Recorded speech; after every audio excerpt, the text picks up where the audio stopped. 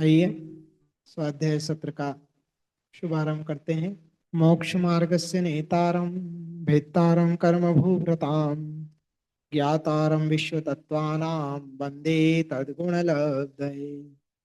सरस्वती नमस्तुभ्यं वरदे कामरूपिणी विद्यारंभं करिष्यामि सिद्धिर्भवतु मे सदा।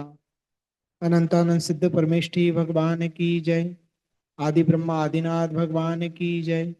आद्य गुरु शांतिनाथ भगवान की जय। जिनवाणी सरस्वती माता की जय। गणधर भगवान की जय। समस्त पूर्वाचार्य गुरुदेव की जय। आचार्य श्री उमा स्वामी गुरुदेव की जय।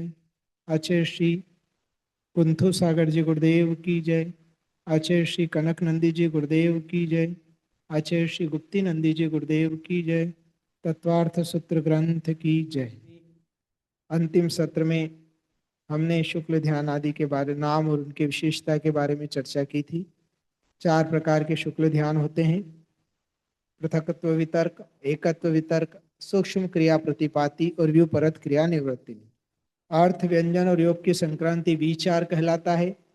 पहला शुक्ल ध्यान विचार सहित है, दूसरा शुक्ल ध्यान विचार रहित है, अर्थात उसमें संक्रांति नहीं होती है। फिर तीसरा शुक्ल ध्यान सूक्ष्म क्रिया प्रतिपाती है, जहाँ पर अब क्रियाएं जो हैं बहुत सूक्ष्म हो चुकी हैं। ऐसा सूक्ष्म क्रिया प्रतिपाती नाम का तीसरा ध्यान शुक्ल ध्यान है, जो कि 13वें गुण स्थान में होता है। अब आगे की ओर चर्चा आज यहाँ पर प्रारंभ करते हैं। व्यूपरत क्रिया निवर्ती। 13वें गुण स्थान को सूक्ष्म, वो जो तीसरा है 12वें में, 13वें गुण स्थान को सूक्ष्म क्रिया प्रतिपाती ध्यान पूर्ण करने के बाद चौथे समुच्छिन्न क्रिया निवर्ती ध्यान को आरंभ करते हैं। जो अरिहंत भगवान है, केवली भगवान है, वह 13वें गुण स्थान में सूक्ष्म क्रिया प्रतिपाती ध्यान को पूर्ण कर देते हैं और फिर समुच्छिन्न क्रिया निवर्ती नामक ध्यान को आरंभ करते हैं। ये बुद्धिपूर्वक नहीं होता है।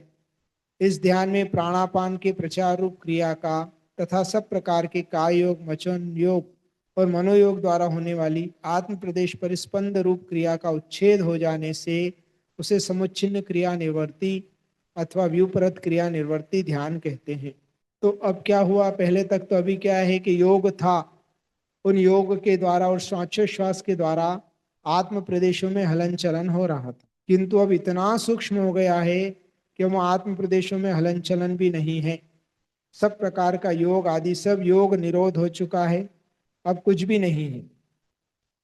इस समुच्छिन्न क्रिया निवर्ती ध्यान में सब प्रकार के कर्म बंध के आश्रव का निरोध हो जाने से, अर्थात अब एक भी कर्म उनके लिए आ नहीं रहा है, सारे कर्म आना रुक गए हैं और बाकी बचे सब कार्यों के नाश करने की शक्ति उत्पन्न हो जाने से, और जो शेष बचा हुआ है वो सारा नाश करने की जो शक्ति उत्पन्न हो गई है, ऐसा अयोगी केवली जिनके संसार के सब प्रकार के दुख जाल के संबंध का उच्छेद करने वाला संपूर्ण यथाख्यात चारित्र ज्ञान और दर्शन रूप साक्षात मोक्ष का कारण उत्पन्न होता है। मतलब वो अवस्था आ चुकी है कि बस अब मोक्ष जाना ही बाकी है। बाकी कर्मों का आश्रव बिल्कुल नष्ट हो चुका है, बिल्कुल अंतिम स्थिति में है और संपूर्ण यथाख्यात चारित्र प्रकट हो गया है। रत्नत्रय की पूर्णता प्राप्त हो चुकी है।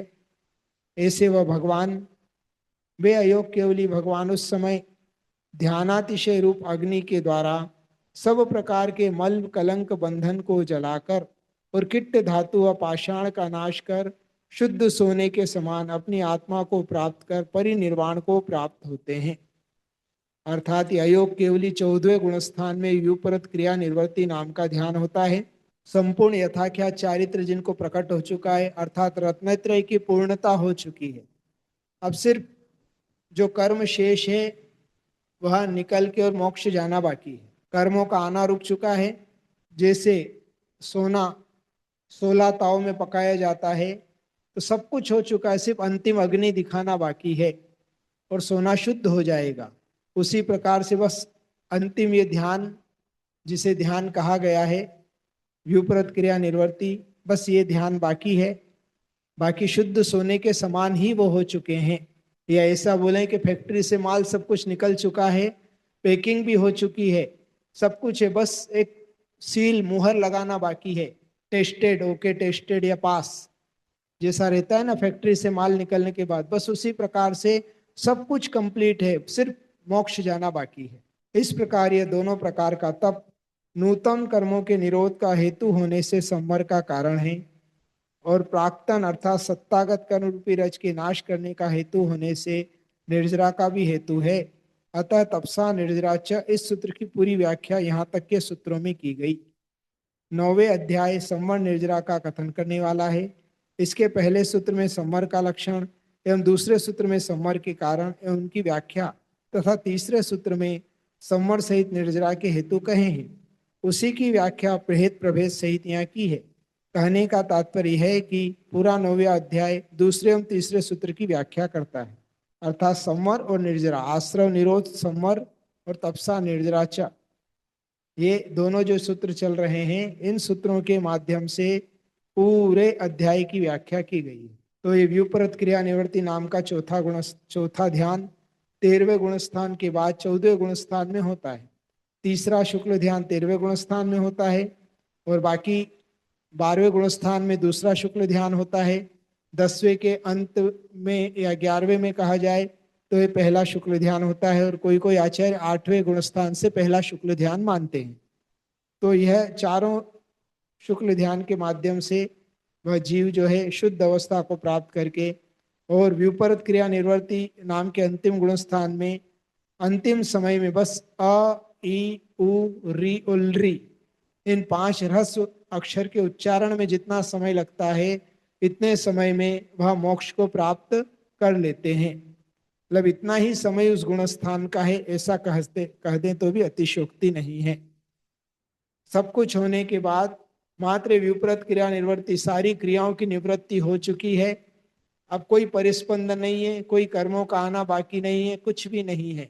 मात्र अ ई उ रील री इतना उच्चारण करने मात्र के समय में वह मोक्ष को प्राप्त हो जाते हैं, और इतना ही यह गुणस्थान का काल भी होता है।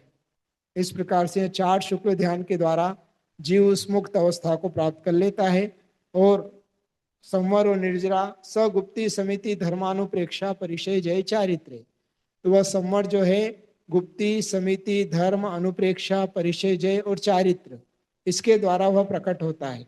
और तपस्या के द्वारा भी कर्मों की निर्जरा होती है और संवर भी होता है, और उसी निर्जरा के माध्यम से जीव बद्ध कर्मों की असंख्यात गुनी निर्जरा करते हुए और एक दिन श्रेणी आरोहण करता है और शुक्ल ध्यान को प्राप्त करके मोक्ष को प्राप्त कर लेता है। अब यहाँ आगे बता रहे हैं, यहाँ कहते हैं कि सब सम्यक दृष्टि आदि क्या समान निर्जरा वाले होते हैं या कुछ विशेषता है, ऐसी जिज्ञासा होने पर आगे का सूत्र कहते हैं। सूत्र क्रमांक 45। प्रश्न आपको समझ में आ गया होगा कि जितने भी सम्यक दृष्टि जीव हैं उनकी सबकी समान निर्जरा होती है या कुछ अंतर है, तो यहाँ बता रहे हैं। सूत्र उच्चारण, सूत्र क्रमांक 45। सम्यक दृष्टि श्रावक विरतानंत वियोजक दर्शन मोह छपकोप शमकोप शांत मोह छपक क्षीण मोह जिनाहा क्रमशो संख्येय गुण निर्जराहा। सम्यक दृष्टि श्रावक विरतानंत वियोजक दर्शन मोह छपकोप शमकोप शांत मोह छपक क्षीण मोह जिनाहा क्रमशो संख्येय गुण निर्जराहा। फिर एक बार सुन लीजिए। सम्यक दृष्टि श्रावक विरतानंत वियोजक दर्शन मोह छपकोप शमकोप शांत मोह छपक क्षीण मोह जिनाहा क्रमशो संख्येय गुण निर्जराहा। थोड़ा सा बड़ा सूत्र है। संधि विग्रह सम्यक दृष्टि प्लस श्रावक प्लस विरत प्लस अनंत वियोजक प्लस दर्शन मोह प्लस छपक प्लस उपशमक प्लस उपशांत मोह प्लस छपक प्लस क्षीण मोह प्लस जिनाहा प्लस क्रमशः प्लस असंख्येय गुण निर्जराहा। सूत्र का अर्थ है सम्यक दृष्टि श्रावक विरत अनंतानुबंधी वियोजक दर्शन मोह छपक चारित्र मोह उपशमक उपशांत मोह, छपक, क्षीण मोह एवं जिन, ये क्रम से असंख्य गुण निर्जरा वाले होते हैं। ये 11 स्थान बताए हैं। सम्यक दृष्टि, श्रावक, विरत, अनंत अनुबंधी वियोजक, दर्शन मोह, छपक, चारित्र मोह, उपशमक, उपशांत मोह, छपक, क्षीण मोह और जिन, ये असंख्य गुण निर्जरा वाले होते हैं। अर्थात सम्यक दृष्टि की जितनी निर्जरा होती है उससे असंख्यात गुनी निर्जरा श्रावक की होती है। श्रावक की जितनी निर्जरा होती है उससे असंख्यात गुनी व्रति की होती है, और व्रति से असंख्यात गुणी अनंतानंदी वियोजक की। इस प्रकार से सब में एक एक जो जो आगे नाम है पिछले से असंख्यात गुणी कर्मों की निर्जरा होती है। लब्धार्थ मतलब सबकी एक जैसी नहीं होती, सबकी अलग अलग निर्जरा होती है। भले ही सभी सम्यक दृष्टि हैं फिर भी सबकी निर्जरा अलग अलग प्रकार से होती है। भद्र मिथ्या दृष्टि की अपेक्षा अविरत सम्यक दृष्टि की निर्जरा असंख्यात गुणी होती है। अविरत समय, यहाँ भद्र मिथ्या दृष्टि शब्द आया है। भद्र मिथ्या दृष्टि अर्थात जो बिल्कुल सम्यक दर्शन के सन्मुख है, जिसे सम्यक दर्शन प्राप्त होने ही वाला है, ऐसा जो जीव है उसे भद्र मिथ्या दृष्टि कहते हैं। अविरत सम्यक दृष्टि, जिसने अभी व्रतों को धारण नहीं किया है किंतु सम्यक दर्शन है, वो चौथे गुणस्थानवर्ती। अविरत सम्यक दृष्टि से श्रावक देशव्रति की, श्रावक देशव्रति से विरत की, विरत से अनंतानुबंधी वियोजक की, अनंतानुबंधी वियोजक से दर्शन मोह की, दर्शन मोह छपक की, दर्शन मोह छपक से चारित्र मोह उपशमक की, चारित्र मोह उपशमक से उपशांत मोह की, और उपशांत मोह से छपक की, छपक से क्षीण मोह की, एवं क्षीण मोह से जिन की असंख्यात गुणी निर्जरा होती है, क्रम क्रम से बढ़ती हुई होती है। जैसे भद्र मिथ्या दृष्टि 100 कर्मों को गिरा रहा है, तो मान लो 10 असंख्यात का प्रमाण 10 है ना, तो 100 गुणित 10 बराबर 1000। तो फिर वह अविरत सम्यक दृष्टि जो है वह 1000 कर्मों की निर्जरा करेगा।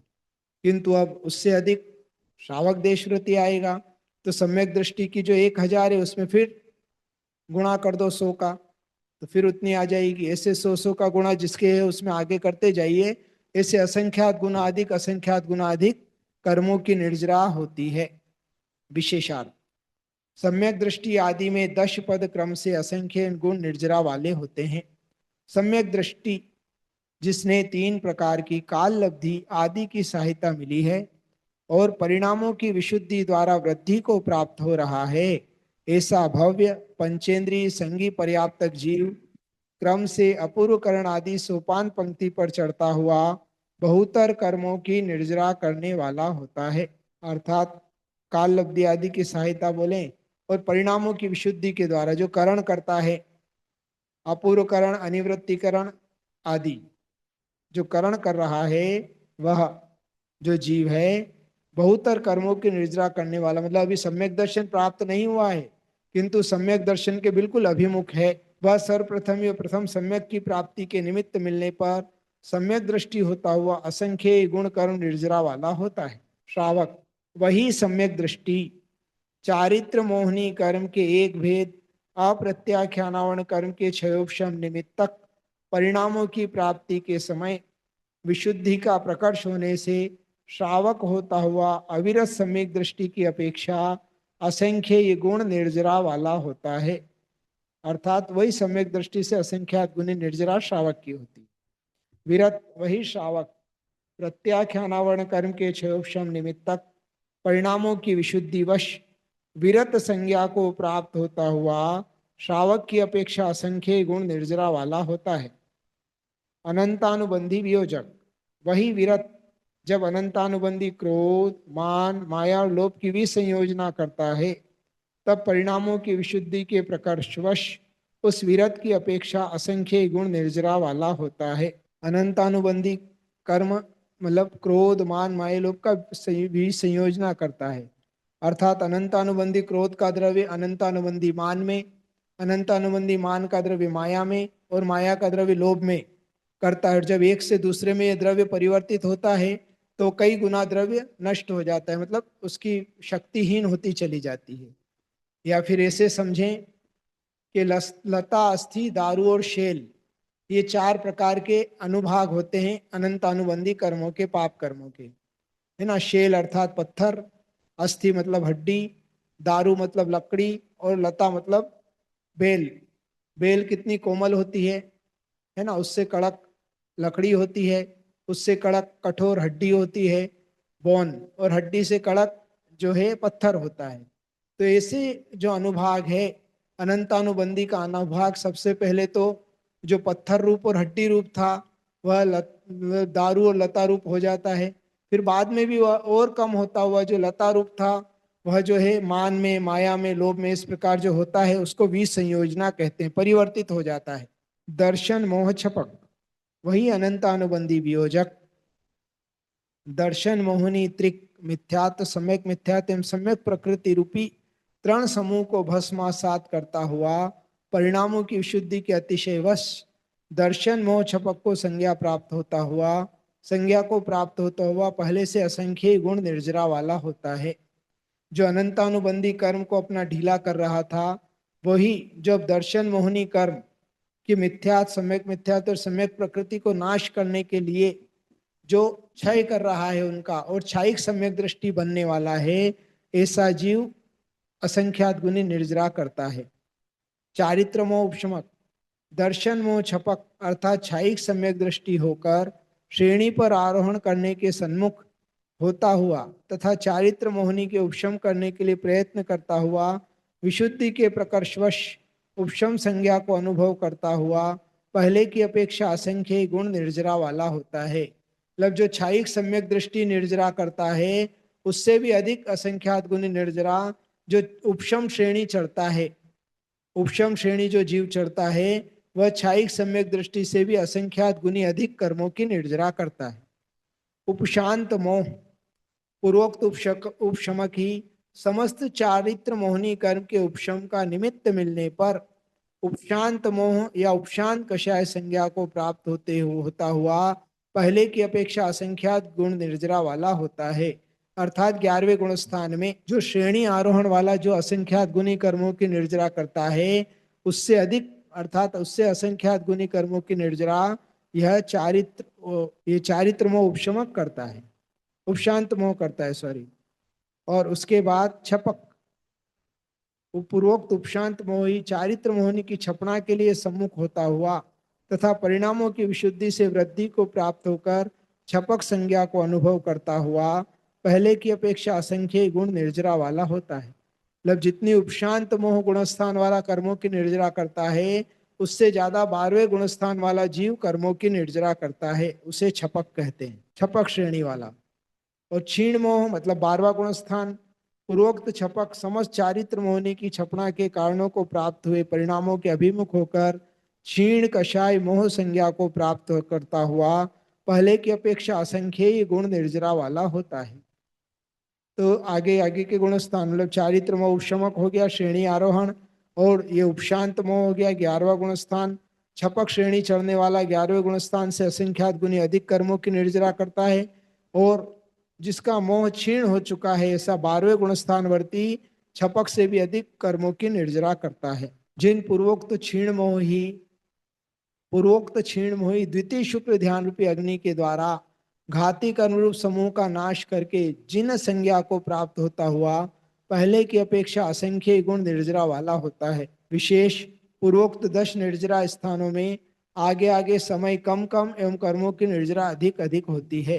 अर्थात जिन जिन का भी बताया जितना समय है तो आगे वाले गुण स्थान में कम समय लगता है, किंतु निर्जरा की संख्या बढ़ती चली जाती है। मतलब उदाहरण के लिए पहला जो सम्यक दृष्टि है वह काल लब्धि को पाकर सम्यक दर्शन के अभिमुख हुआ है, और उसने तीव्र पुरुषार्थ करके और पूरा 1 घंटे से वो परिणाम विशुद्धि का प्रयास कर रहा था, 1 घंटे से भी अधिक समय लगा, और इतने समय में जिसने उसने कर्मों की निर्जरा की, एक उदाहरण बता रहा हूं, तो अगला वाला जो है वो 40 मिनट में ही कर देगा, उससे भी असंख्यात गुनी। फिर और आगे बढ़ेंगे तो वो 35 मिनट में ही कर देगा, और उससे आगे बढ़ेंगे तो वो और कम समय में उससे भी असंख्यात गुनी निर्जरा करता चला जाएगा। जैसे अभी हमने उदाहरण समझा था कि मान लो असंख्यात का प्रमाण है 100 और सामान्य सम्यक दृष्टि निर्जरा कर रहा है, या असंख्यात का प्रमाण है 10 और सामने वाला कर रहा है 100 निर्जरा, तो अगले वाला जो दूसरी भूमिका का स्थान है, निर्जरा का स्थान है, 100 गुणित 10 बराबर 1000 कर्मों की निर्जरा करेगा। उसको जो 1 घंटा लग रहा था, ये 40 मिनट में ही इससे कई गुना अधिक निर्जरा कर देगा। ऐसे क्रम क्रम से असंख्यात गुना बढ़ता चला जाता है। आज इतना ही रखते हैं, शेष अगले सत्र में। जिनवाणी के ज्ञान से सुझे तो कालो, सुरवाणी मस्तक चलो सदावे तुम्हारो। हे जिनवाणी भारती तो हे जपो दिन रे, जो तेरा शरणा गहे सो पावे। सुचिन्नो बार मौका का जाप करेंगे, के लिए बहुत सारा आशीर्वाद।